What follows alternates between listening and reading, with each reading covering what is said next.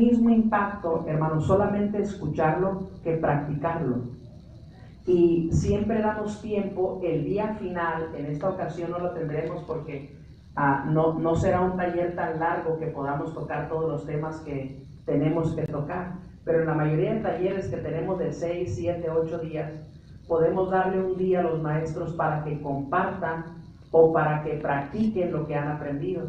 Y en una ocasión, a una de las iglesias que enseñamos a preparar el salón para compartir una clase emocionante, cuando llegamos, hermano, al primer grupo que le tocó compartir la lección, cuando llegamos tenían en el centro de la iglesia varias mesas en el centro, y esas mesas, hermano, tenían unos manteles de primer nivel, no unos manteles ahí de plástico de la Walmart, tenían unos manteles, hermano, de lujo.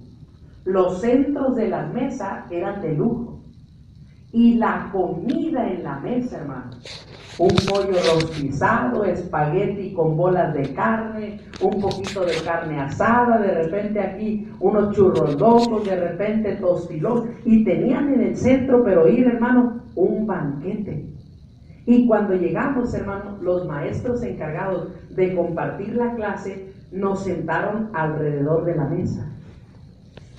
Niños, siéntense, y sentados alrededor de la mesa, miren niños, qué banquete con esplendidez que vamos a compartir con ustedes. Y a la mente de algunos de ustedes ya llegó la historia que ellos estaban listos para compartir. Y de repente el maestro Josué comenzó a compartir la historia que había un hombre rico que se vestía de gala, y cuando salió el maestro, hermano, venía vestido de gala, como un hombre rico. Y estaban contándonos la historia de ese hombre rico que tenía banquetes con esplendidez, pero a su puerta había un mendigo y otro hermano salió vestido de mendigo.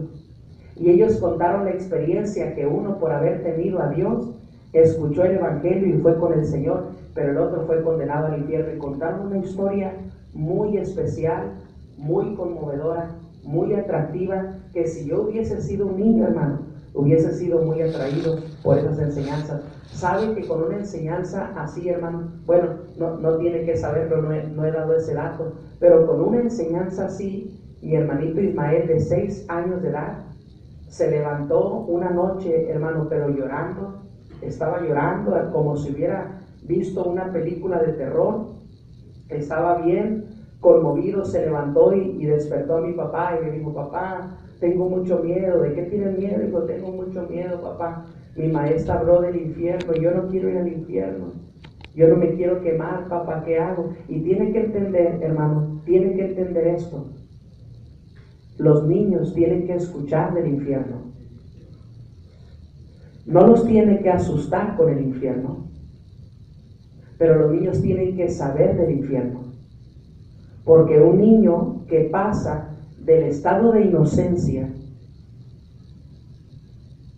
al conocimiento del pecado, ya está listo para ser condenado al infierno, al mismo infierno que un violador es condenado. ¿Cuál es esa etapa que el niño, cuál es esa edad, hermano, que ese niño deja la inocencia para llegar a la etapa del descubrimiento de lo malo? No sabemos qué edad. Pero desde el momento, en México es muy común, aunque aquí no tanto, pero igual el pecado es pecado. En México es muy común que llega el cobrador a la casa y luego la mamá le dice al niño: dile que no estoy. ¿Está conmigo, hermano? Dígale que no estoy. Y luego el niño es capaz de expresar: dice mi mamá que no está, ¿eh? Y desde una edad muy pequeña, hermano, quizá en un tiempo de inocencia todavía, alguien le despertó su mente a mentir. Y antes de tiempo, hermano, nuestro tiempo, antes de tiempo, está haciendo a los niños despertar al pecado, a lo malo. Cuando un niño es condenado al infierno, cuando deja la etapa de la inocencia y hace aquello con la alevosía y ventaja de saber que está mal. Un día que das la instrucción a un niño que algo está mal y aún así lo quiebra, Ese niño está dejando la etapa de la inocencia y está conociendo y entrando a la etapa de la desobediencia y el pecado. Por lo tanto, tiene que escuchar que el pecado nos condena. Y esa historia fue tan conmovedora que le contaron a mi hermano, que se levantó a las 11 de la noche, hermano, con temor en su corazón, papá. Y esa noche mi hermanito Ismael recibió a Cristo como su Salvador. Después de recibir a Cristo como su Salvador, durmió toda la noche. ¿Está conmigo? Y él cuenta, hermano, cada que va a predicar en un lugar, que él recibió a Cristo como su Salvador, como Cenicienta, a las 12 de la noche. Después de dormir y tener miedo del infierno, él se despertó para ser salvo. Y Ismael, hermano, es uno de los mejores cristianos que yo conozco en mi vida. A los 6 añitos se convirtió por la carga de una maestra que compartió acerca de la enseñanza del infierno de una manera que impactó su corazón. Y el niño se pudo convertir. Entonces, nunca, hermano, piense que gastar el tiempo en preparar un salón para un niño será una pérdida de tiempo. ¿Están conmigo, hermano? Prepare el salón de tal manera que aquella cosa que preparamos, hermano, impacte el corazón de los niños, ni siquiera al haber comenzado, antes de siquiera hablar, algo ya está impactando el corazón del niño. Inciso B, estamos terminando rapidito, hermano. Después de preparar un salón, un anzuelo, una actividad que pueda agarrar el corazón de un niño, inciso B, es necesario preparar una introducción aplicable a la historia. ¿Están ahí, hermano? Es necesario que todo maestro prepare una actividad introductoria o una introducción aplicable a una historia.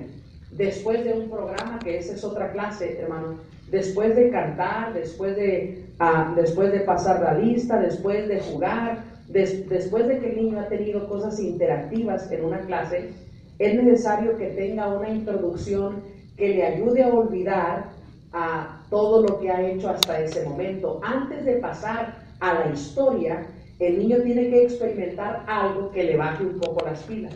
¿Está conmigo, hermano? El niño, después de que juega, hermano, después de que brinca un poco en clase, después de que canta, después de que a lo mejor incluso hizo hasta su actividad manual, queda un poco todavía acelerado por la clase. Y la actividad introductoria, hermano, le ayuda a cambiar el chip para poder estar listo para una clase emocionante. ¿Qué es una actividad introductoria? Algo que le ayude al niño a poder, hermano, mire, enchufarse con lo que sigue a continuación. Un ejemplo es esto. Nos tocaba, hermano, compartir a la clase de 9 a 11 para allá, para los gemelos, ellos que están en esa clase. Nos tocaba a mi cuñada Melissa y a su servidor compartir a los niños de 9 a 11 una clase, y nos tocaba hablar acerca de una historia de Jesús, pero nos tocaba hablar de las tentaciones, y nos estuvimos quebrando la cabeza en la semana de cómo cambiar a los niños el chip de después de los juegos y los cantos, cómo atraerlos para poder entrar a esta enseñanza y agarrar sus corazones, para que se pudieran motivar a escuchar, se pudieran conectar. Y lo que planeamos, hermano, fue poner una mesa de centro en el salón. Entonces, cuando las rutas llegaron, cuando los camiones llegaron, las paneles llegaron y los niños comenzaron a llegar a nuestro departamento, los comenzamos a sentar. Y más o menos en nuestra iglesia, por departamento, habrá de 50 a 70 niños en cada departamento. Y estábamos sentando ahí a nuestros pequeños y estaba llenándose el salón. Y había en la mesa de centro, hermano, y el centro de atención de esa clase era una mesa con toda la comida chatarra que usted se puede imaginar. Había papitas, había churritos, no quiero antojar a la embarazada, ¿ven? Pero había papitas, había churritos, había frutita con salsa, había cacahuates y había de todo lo que pudimos conseguir humildemente. La mesa estaba llena de comida chatarra. Y cuando los niños se sentaban en el salón, hermano, todos estaban viendo el centro de mesa y los niños pasaban la lengua alrededor de los labios. Amén. Todos se saboreaban, se motivaban por lo que estaba en el centro. Y lo que yo estaba diciéndoles es, niños, al final de la clase, cuando acabe todo nuestro programa, todos compartiremos un momento muy bello comiendo esta deliciosa y nutritiva comida chatarra. Amén. Todos compartimos. Y de repente mi ayudante, la hermana Melissa, estaba en la parte de afuera. Todo era una táctica, y la hermana Melissa me dijo: hermano maestro, hermano Mario, venga, el pastor le llama. Así es que me salí del salón junto con mi ayudante. ¿Está conmigo, hermano? Mire, un consejo, amén.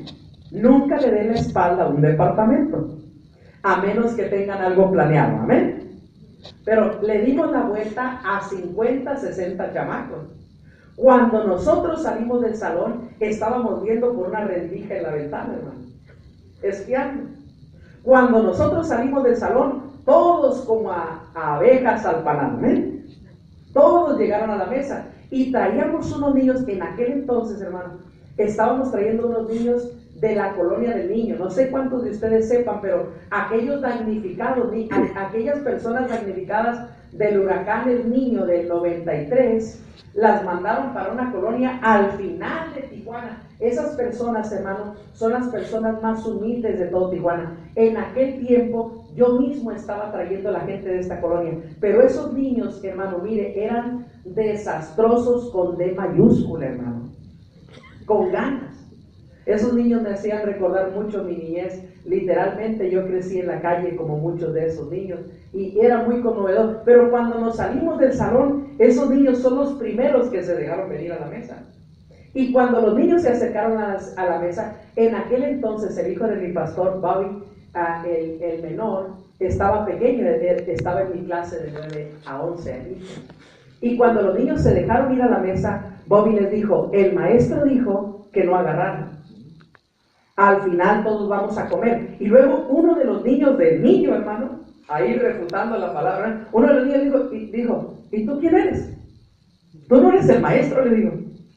Y cuando le dijo: ¿tú quién eres? Tú no eres el maestro, agarró un churrito, hermano, y se lo echó a la boca. Y Bobby se le quedó mirando con ganas de pelear. Cuando se iban a trompear, me metí al salón, amén.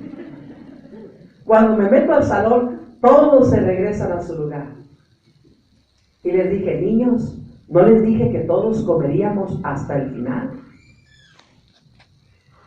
¿Quién de ustedes fue tentado a comer? Y luego alza la mano Felipe de ahí del Niño y me dice: yo, hermano, no, tú no fuiste tentado, Felipe, tú comiste. Pero en realidad, a mí también se me antoja meter la mano ahí y comer. Eso, niños, significa una tentación. El diablo nos tienta a hacer muchas cosas malas. Por ejemplo, hoy les tentó a desobedecer. Y los niños tienen en la mente, hermano, la introducción perfecta para cambiar el chip y comenzar a enseñar que Jesús fue tentado en todo sin cometer pecado. Y Él puede darnos la victoria a nosotros a vencer las tentaciones. Usted entienda esto, hermano. Una actividad introductoria hará cambiar a un niño el chip para poder entender la verdad que tú vas a enseñar. Si el niño llegó a jugar a tu clase, pero no llegó a aprender la palabra del Señor, fracasaste como maestro. No importa cuánta verdad enseñes, si no has impactado el corazón de un niño no ha aprendido nada de lo que yo voy a escuchar. Y eso fue una actividad introductoria que me ayudó a conectar a los niños, a enseñar aquella historia. Por eso el maestro, hermano, tiene que tener dos características principales en su vida. Número 1, iniciativa. Y número 2, creatividad. Nadie hará por ti lo que tú debes hacer. Te prometo que este domingo, a usted que le toca ser maestro, yo no voy a preparar tu salón por ti. Pero tú tienes que tener la iniciativa. Y número 2, tienes que tener la creatividad. Pensar qué historia te toca, qué anzuelo traer, qué actividad introductoria realizar para que los niños sean conectados con lo que vas a enseñar de la palabra del Señor. ¿Están conmigo, hermano? Y número 3 y último, porque estamos ya al límite del tiempo. Y número 3 y último, hermano, es necesaria una historia que cautive su atención. Es necesaria una historia que cautive su atención. ¿Recuerdan, hermano, recuerdan cómo Dios llamó la vida de Moisés? ¿Recuerdan cuántos aquí recuerdan cómo Dios llamó la atención de Moisés? ¿Quién aquí? Allá. ¿Cómo dijo? Con una salsa que ardía y no se consumía. Con una hierba, hermano, seca, que al prenderse debía de consumirse, pero como no se consumía, como no se desintegraba, como no se apagaba, hermano, de alguna manera Dios, hermano, provocó algo sobrenatural para llamar la atención de Moisés. Y con algo sobrenatural, de una manera especial, Dios tenía el corazón de Moisés donde lo quería. Dios tenía la vista de Moisés donde la quería. Dios tenía los oídos de Moisés donde la quería. Si usted quiere tener la vista de los niños, el oído de los niños, el corazón de los niños en un lugar de atención, casi como maestro tienes que hacer algo sobrenatural para llamar su atención. Dios provocó algo sobrenatural en la vida de Moisés, y cuando lo tenía donde lo tenía, hermano, Dios le habló a su vida. Con los niños es algo muy similar, hermano.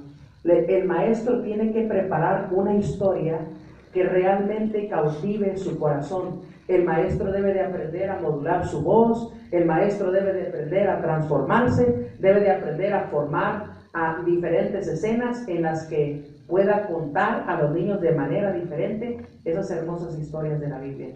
Hay muchas formas de traer esas historias y por supuesto nunca tienen que ser repetitivas. ¿Están conmigo, hermano?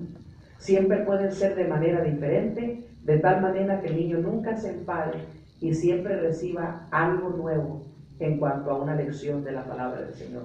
Bueno, estos 3 puntos son importantes. Voy a hacer nada más. ¿Tienen lleno, hermano, en el número 3, resultados de una clase emocionante? ¿No tienen lleno ahí? Inciso A.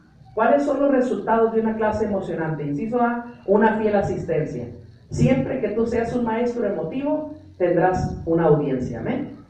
Si por supuesto tienes una clase aburrida, habrá poca asistencia. Inciso B, tendrás seguidores. Inciso C, se formarán discípulos. Un buen maestro siempre tiene quien lo siga. Amén. Vamos a orar, hermano, todo ojo cerrado. Vamos a orar y pedir al Señor que nos despida de esta capacitación. Padre, gracias te damos por esta tarde. Por favor, bendiga lo que se ha enseñado, tanto como en la primera lección como en la segunda, que los hermanos hayan podido tomar de ese tesoro de la enseñanza, meditarlo, Señor, y poder conservar aquellas cosas que le ayuden a tener la herramienta para ser de bendición a nuestros pequeños. Bendiga lo que hemos escuchado. Gracias por este tiempo. Bendiga el esfuerzo de cada hermano. Recompense el cansancio y Señor, repóngalo por aquel conocimiento, aquella sabiduría que este maestro ha venido a obtener a este taller. Nos ponemos en sus manos en nombre de Cristo Jesús. Amén. Pastor. Venga.